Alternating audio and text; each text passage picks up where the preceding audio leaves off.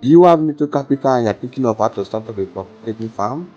In this video, I'm going to be taking you through the steps on how you can start up a profitable catfish farm with the little capital you have as a student, stay-at-home mom, and as a youth roaming around the street without job. This video will give you the insight on how you can start up a catfish farm with the little capital you have. Do also want to subscribe to this video to experience.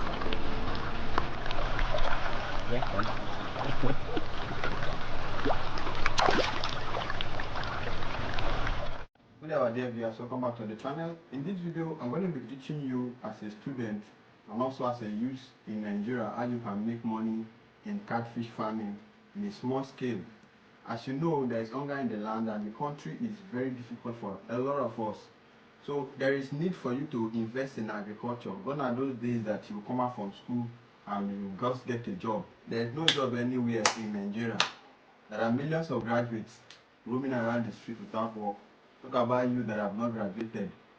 Do you think that there is any work for you? There is no work. So that's why you need to improve yourself. So I'm going to be teaching you how you can start up a small scale catfish farm and make money. As you know, food is a necessity. Every day, people eat catfish. Catfish is something that people eat every day. I want to teach you how you can make money from it and live financially independent. If you follow these steps I'm about to teach you, and you're going to make money. To start up a small scale catfish farm as a student and as a youth, anybody at all can start up this fish farming.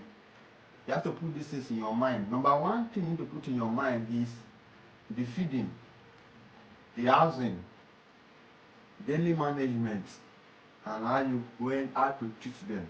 So these are the things you're going to take care of, put in your mind. So number one is the housing. In catfish farming, we have different types of housing. We have concrete pond system, we have tarpaulin pond system, we also have a pond system where you can use bath, you understand, to start up your catfish farm. So as someone that is starting up, I believe that most times you don't have enough capital, big money to start up. But agriculture is something that no matter the small you have, you can start up something. With the small you have, you can start and you improve, you increase from the profit you generate. So I will encourage you to start up with, for those that does not have enough money, I will encourage you to start with a bath, small bath. You know those big butter that they use and store water. You can start up something from that. With that, you can start up a catfish farm. From there, you can generate money. So what you have to do is get that butter. That butter is no more than, give or take, 30,000 naira. You buy that butter. After buying that butter, the next thing you have to do is to buy fingerlings. So it's either you buy fingerlings or post fingerlings to start up your production. Now, in catfish farm, when they are very young, they don't eat much. They don't eat much. So you can start buy small feed for them. Just small for the catfish, the smaller ones. After buying the butter, another important aspect is the water treatment, because water goes a long way in the success story of your catfish farm. So if you get the water wrong, they are going to die. No, they live inside the water, so the water has to be clean. So you have to treat the water before you introduce your fingerlings.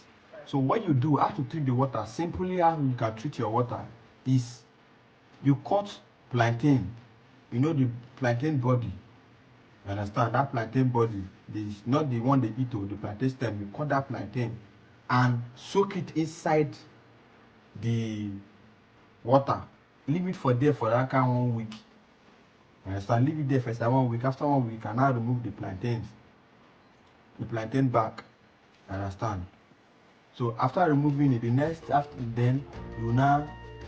is introduction of fingerlings. So for a start, it's advisable you buy post fingerlings. Don't buy fingerlings that are too small. You may not know how to manage them. So you buy small fingerlings then and introduce to your pond. Introduce them and you start feeding them. With their feed. They have their own type of feed. Those small ones, and their feed is like it's dusty.